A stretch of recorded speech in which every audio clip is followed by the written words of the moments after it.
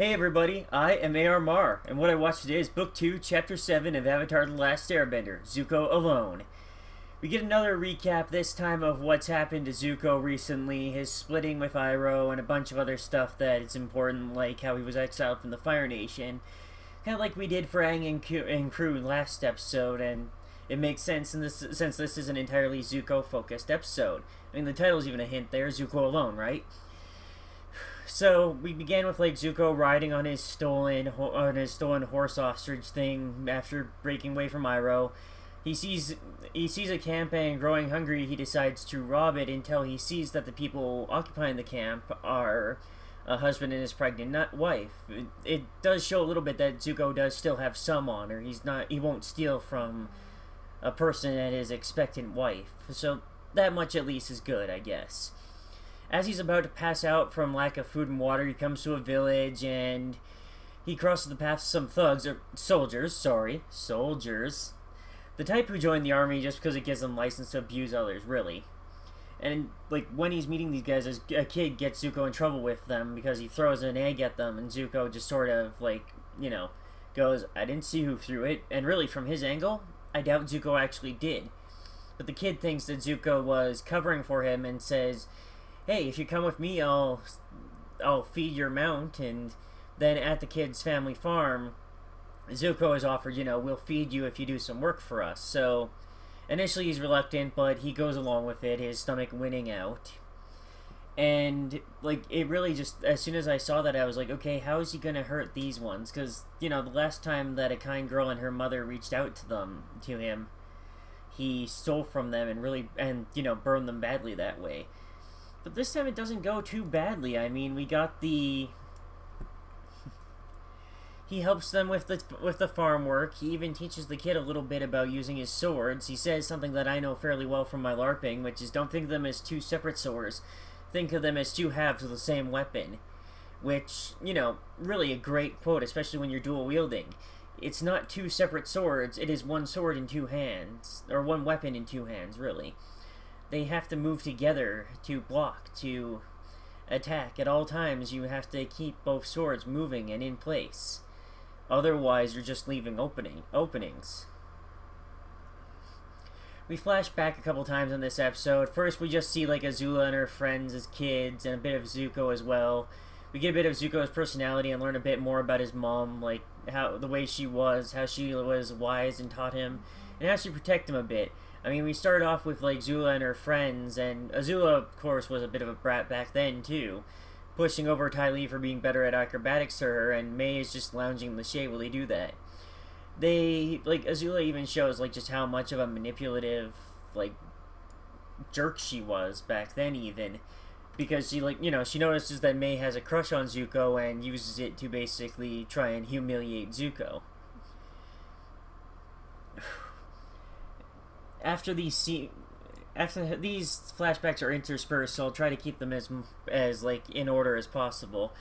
But after that flashback, we go back to the farm, and the soldiers arrive. To taunt the family because they've learned that the elder son was captured by the Fire Nation. We get a flashback that tells us how Iroh lost his son at the Battle of Bon Sing Se, and then back immediately to the farmer's family. Zuko can't stay, but he gives the kid because he's still on the run from the Fire Nation. But he gives the kid a pearl dagger that he received from Iroh way back when he was a child, and it has the inscription "Never give up without a fight." I do love that they had this little nod where they're like, "Huh." It's like, read the inscription. Made in Earth Nation? No, on the other side. that was a good little nod. I liked that. And then back into the flashbacks again, we have Zuko's father basically trying to use Iroh's losing his son as a excuse to get their father, the current Fire Lord, to name him successor and not the firstborn son, Iroh. Like, you can really see the political maneuvering here. He shows off Azula's prodigy level firebending, but wants to keep Zuko under wraps because he's not nearly as impressive. He kind of wants to go, it's like, look at how impressive my children are. But really, he just wants to show off Azula because he doesn't think Zuko is worth anything. And you can see like the pressure from the start on Zuko, like say, it's like, oh, you're not the talented child, how useless are you, etc. Like his dad is really a jerk, and not long after this, his mom vanishes in the night. So you can kind of see that it's like he not only had this father that was basically saying you're never good enough, but his mother, his only defense for reasons he doesn't know, had to leave. So like, really powerful moment there. His grandfather, of course, doesn't take it very well. His dad's maneuvering over the loss of Iroh's son. He gets mad. Azula implies that the punishment was supposed to be for Zuko to be killed in his place, so it's hard to say. There's actually a chance that his mother might have killed his grandfather, because the next morning we learn that his grandfather is dead. It's likely that it was either his mother, Azula, or maybe even his father, because at the same time, out of the blue, even though the grandfather was refusing to the day before, it's suddenly announced, oh, he will become Fire Lord over Iroh, and it's like, oh, okay, that is surprisingly convenient. And yeah, it's like, I kind of like the layers of political intrigue there. You're kind of going to like, well, then what really happened? I'm guessing they either show us later, or maybe they don't show us at all. I don't know. We're back to the present again. We find out that Lee, who's the boy I've been mentioning from earlier, is being pressed by the thugs to join the army, because they caught him with the dagger that Zuko gave him and went, huh, you're old enough to have a dagger? You're old enough to serve in the army. Basically, they're being bullies and causing more pain to a mother and child who've already like lost their son, and the husband has declared that he's going off to the front to try and rescue his son.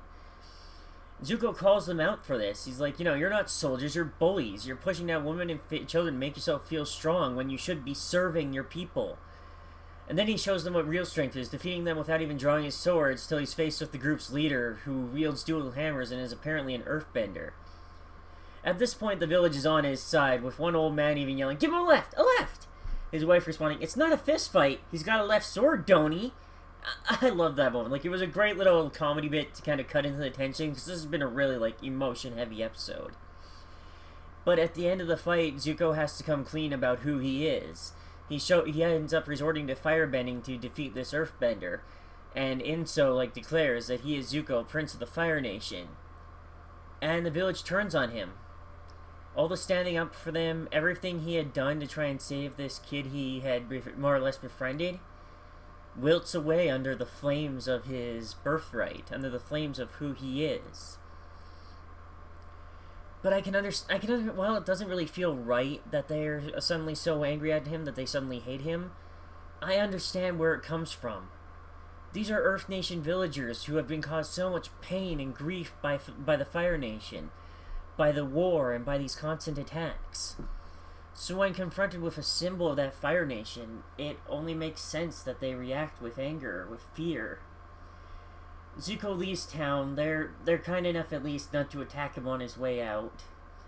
And you can sort of see like the pain he's going through. He just wanted to help, and yet by embracing who he was in helping, he was rejected by another group. And yeah, that's where we end the episode. Zuko is off again on his own, and he has had a rough time of it, but at least he did do something good there. And I hope he remembers it. Anyhow, that's what I watched today, and I'll see y'all next time.